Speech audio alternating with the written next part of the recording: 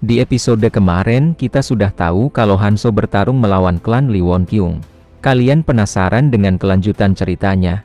Jadi tanpa berlama-lama kita langsung saja ke ceritanya. Kita dilihatkan dengan Hanso yang mau menyerang Lee Won-kyung. Akan tetapi serangannya masih bisa ditahan oleh Lee Won-kyung. Di sana Lee Won-kyung berkata, "Apa kamu kira aku hanya punya satu senjata? Aku sudah melihat trikmu. Jadi semuanya tidak akan berhasil." Di sana Hanso berkata, kalau itu salah. Karena Hanso tidak pernah bilang kalau senjata rantai itu adalah satu-satunya senjata miliknya. Setelah itu Hanso mengeluarkan sebuah belati. Dan Hanso langsung melemparkan belati itu ke arah Lee Won-kyung. Setelah itu serangan Hanso pun berhasil mengenai Lee Won-kyung. Wanita di sana berteriak karena rajanya terkena oleh serangan. Dan lalu menyuruh Hanso menjauh dari raja mereka. Di sana Lee Won-kyung berkata, dia tidak menyangka, kalau Hanso akan menggunakan badannya sendiri sebagai umpan. Setelah itu Lee Won-kyung menyuruh para anak buahnya untuk menyerang Hanso, sebelum lukanya pulih. Setelah itu para anak buah Lee Won-kyung pun langsung melesat ke arah Hanso. Tapi di sana Hanso berkata, kalau kamu membunuh orang lain, maka kamu harus bersiap untuk mati juga. Tidak lama setelah itu Hanso sudah mengalahkan para anak buah Lee Won-kyung yang lemah. Di sana Hanso baru selesai membunuh Hyeon. Di sana Lee Won-kyung bertanya, kenapa Hanso melakukan hal sejauh itu untuk menghalangi jalannya? Apa yang pernah dirinya lakukan pada Hanso sampai Hanso melakukan hal tersebut pada dirinya? Apa karena aturan yang ditetapkan, aturan konyol di mana para penjelajah tidak boleh membunuh? Setelah itu Hanso mengingat masa lalunya yang saat dia dan Kang Tae bertarung melawan Lee Won-kyung. Di sana Lee Won-kyung bertanya, apa alasanmu mengejarku sejauh ini? Apa untuk balas dendam? Di sana Hanso berkata, apa kamu tahu berapa ratus orang yang telah kamu bunuh? Bahkan anggotaku. Di sana Lee Won-kyung berkata, kenapa semua itu jadi masalah? Sejak awal dunia ini memang seperti itu, dan karena itu aku mencoba menghancurkan para manusia dan menjadi raja dunia. Kita kembali di waktu yang sekarang. Di sana Lee Won-kyung berkata, lihatlah di sekitarmu. Kamulah yang pembunuh sebenarnya yang gila. Kamu munafik. Aturan yang kamu buat sendiri tidak berlaku untukmu. Di sana Hanso berkata, kalau dia tidak membunuh para klan Lee Won-kyung karena melanggar aturan. Lalu Hanso bertanya, apa dia terlihat punya banyak waktu? Ada batas untuk menjadi lebih kuat hanya dari berburu. Kalian hanyalah batu pijakanku. Setelah itu Hanso kembali mengingat masa lalunya. Di sana Keldin berkata, bukan hanya penyatuan umat manusia. Setelah trial ketiga kita harus menggunakan segala cara yang diperlukan untuk apa yang akan terjadi di masa depan. Meski jika itu berarti harus membunuh semua orang di zona tutorial. Di sana Keldin bertanya pada Eris, kamu tidak keberatan dengan itu kan? Di sana Eris melirik Kang Tae. Di sana Kang Tae berkata, kalau jangan khawatir untuk masalah penting seperti itu, dirinya akan menanganinya sendiri. Dia akan membunuh siapapun yang menghalangi dan mengambil hartanya untuk dirinya sendiri. Dengan tiba-tiba Eris memukul Kang Tae. Di sana Eris berkata, meskipun aku tidak setuju dengan mengorbankan minoritas untuk mayoritas, kita perlu menjadi lebih kuat, karena kita tidak tahu apa yang akan muncul dalam dungeon tersembunyi. Meski begitu, kita perlu mencari metode lain yang tidak melibatkan membunuh semua orang untuk menjadi lebih kuat. Di sana Kang Tae berkata, kalau dungeon tersembunyi harus dibersihkan demi masa depan. Di sana Keldin berkata, tapi itu bukan di tingkat di mana kita bisa membersihkan hanya dengan berburu biasa. Ada orang yang harus mereka tangani sebelum tutorial berakhir. Lagi pula kita harus menyingkirkan mereka, jadi mari kita manfaatkan mereka. Di sana Kang Tae berkata, kalau itu benar, jika kita bunuh semua orang jahat dan menyerap run mereka, lalu kita pasti akan jadi cukup kuat untuk membersihkan dungeon yang tersembunyi. Di sana Hanso berkata, kalau kalian setuju maka aku tidak masalah. Di sana Keldin berkata, kalau tidak perlu banyak berpikir, siapapun yang menghalangi tujuan, kamu hanya perlu membunuhnya. Kita kembali di waktu yang sekarang. Di sana Hanso berkata, kamu mencoba membunuhku, kamu menginjak-injak semua orang untuk sampai ke sini. Kenapa kamu berekspresi yang mengatakan bahwa kamu tidak layak menerimanya? Bukankah lebih baik berpikir bahwa ini adalah alasan mengapa kita saling bentrok? Di sana Lee Won-kyung berkata, aku pikir kamu mencoba bertindak sebagai seorang pahlawan, tapi ternyata inilah kamu yang sebenarnya. Di sana Lee Won Kyung meminta tolong pada Hanso, kalau Hanso menemukan putranya, menyuruh Hanso menjaganya dan anaknya juga bermata merah seperti dirinya. Di sana Hanso tidak punya banyak waktu, tapi jika rencananya berjalan dengan baik, maka semua orang termasuk putra Lee Won Kyung akan hidup. Setelah itu tiba-tiba Hanso langsung membunuh Lee Won Kyung.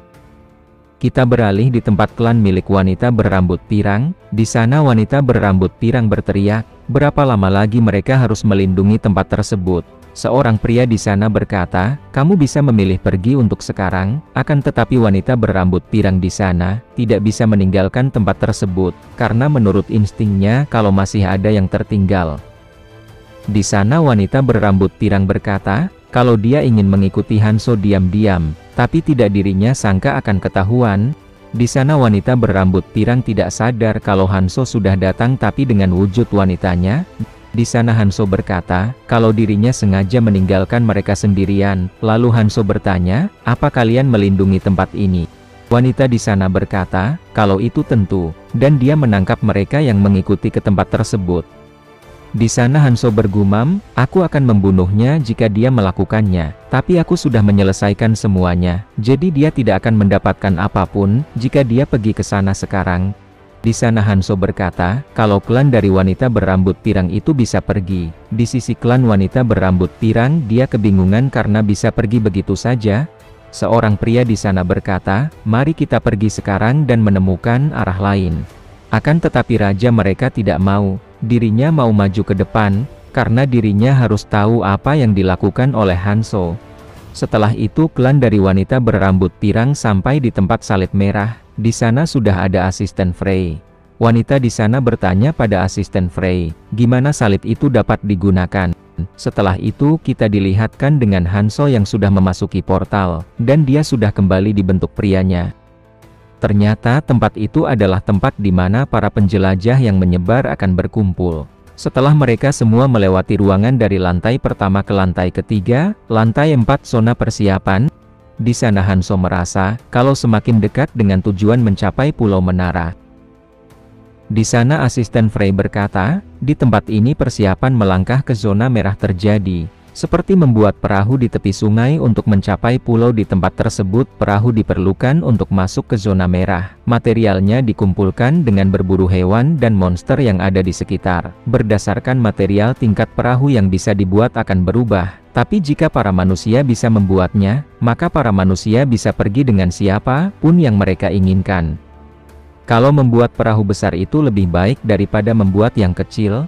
Lalu asisten Frey akan menyediakan daftar. Lalu asisten Frey menyuruh untuk memulai persiapan untuk meninggalkan tutorial dan memasuki dunia baru. Seseorang di sana berkata, kalau di balik tembok ada hutan belantara, mereka perlu membuat perahu yang cukup besar untuk seluruh klan. Di sisi Hanso dia bergumam, dirinya harus menemukan tempat itu. Dengan tiba-tiba Sang Jin berkata, kalau Hanso tiba lebih lama dari yang dia kira, dia telah datang lebih awal dan telah mengumpulkan material sejak itu. Lalu Sang Jin bertanya, apa Hanso sudah menyelesaikan apa yang perlu dilakukan? Di sana Hanso berkata, kalau Hanso sudah menyelesaikannya tentang Raja Hitam. Di sana Hanso bertanya, apa Sang Jin masih ingat apa yang sudah Hanso katakan padanya? Di sana Sang Jin berkata, kalau dirinya sudah mempersiapkan apa yang telah dikatakan oleh Hanso saat di lantai pertama. Di sana Hanso bertanya, bukankah kamu harus pergi? Sumber daya untuk membuat perahu besar itu terbatas, dan kamu harusnya tahu bahwa kamu tidak punya banyak waktu. Di sana Sang Jin berkata, kalau Yomihe dan klannya sedang mengurusnya. Yomihe bergabung dengan klan miliknya di lantai pertama di Pulau Menara, dan Yomihe telah berubah. Setelah itu Hanso memberikan ular itu kepada Sang Jin. Di sana Hanso berkata, kalau dirinya tidak membutuhkannya lagi, tapi Sang Jin bisa memanfaatkannya, dan Hanso tidak punya banyak kesempatan untuk bersama seperti itu. Setelah zona tutorial, zona merah itu jauh lebih sulit. Di sana Sang Jin berkata, kalau dirinya lebih kuat berkat Hanso, jadi Sang Jin akan menemui Hanso di atas. Setelah itu Hanso pun pergi dengan senyuman. Di sana Sang Jin bergumam, kalau dia tidak mengharapkan tanggapan. Di sana klan dari wanita berambut pirang baru datang. Wanita itu berkata, kalau dia terlalu banyak membuang waktu di tempat salib. Pria di sana berkata, kalau mereka seharusnya tidak mengajak Lee Won Kyung. Wanita di sana menyuruh diam, takut nanti ada yang mendengar. Akan tetapi di sana Sang Jin mendengar percakapan mereka tentang Lee Won Kyung. Tidak lama setelah itu Lee Won Kyung pun tiba, lalu dia berkata, aku mengkhawatirkan putriku. Wanita berambut pirang di sana berkata, kalau orang-orangnya berjaga di belakang, apa yang perlu dikhawatirkan? Setelah itu wanita itu bertanya, apa kamu masih tidak ingat apapun? Di sana Lee Won Kyung mengiyakan, dan dia tidak tahu tempat apa tersebut. Dia merasa kalau dirinya hanya jalan-jalan dengan putrinya. Wanita berambut pirang bergumam, dirinya hanya berniat memiliki seseorang yang kuat untuk memandu jalan, akan tetapi dirinya tidak menyangka menghidupkan kembali seseorang itu akan kehilangan ingatan mereka. Ternyata wanita berambut pirang itu menghidupkan kembali Lee Won Kyung, dan Lee Won Kyung juga membawa putrinya, akan tetapi meskipun dihidupkan kembali, dia kehilangan ingatannya. Kita beralih di tempat Hanso. Di sana dia sedang menjelajahi hutan. Di sana Hanso merasa kalau sebagian besar monster berada di pusat zona persiapan. Di dalam menara masing-masing lantai dan ruangan adalah lingkungan yang benar-benar berbeda. Ada ruangan yang tampak seperti langit atau bawah air yang asli, tapi pada akhirnya semuanya hanyalah buatan, dan pasti ada ujungnya. Mereka berkata kalau seolah-olah menara itu berakhir di lantai keempat, tapi sebenarnya ada 5 lantai. Setelah itu Hanso langsung menebas pelindung yang ada di sana dengan kekuatan cincin Nurmaha. Setelah Hanso menebasnya, celah pun mulai terbuka, sampai menembus keluar ruangan. Setelah itu Hanso memasuki celah tersebut. Di sana Hanso berkata, kalau dirinya tidak bisa naik dari dalam maka dirinya akan naik dari luar. Celah yang dibuat Hanso tiba-tiba mulai tertutup kembali. Setelah itu Hanso pun memanjat menara tersebut untuk pergi ke lantai 5. Tidak lama setelah itu Hanso pun sudah sampai ke lantai 5. Di tempat tersebut ternyata ada sebuah cahaya berwarna kuning. Setelah itu tiba-tiba Hanso bersiap mau bertarung. Tidak lama setelah itu cahaya kuning itu mulai membesar, dan berubah bentuk menjadi seekor naga. Ternyata naga itu tercipta karena ingatan dari penyusup di tempat tersebut. Apakah Hanso akan berhasil mengalahkan naga emas tersebut? Kalau kalian penasaran, jadi jangan lewatkan di episode yang selanjutnya.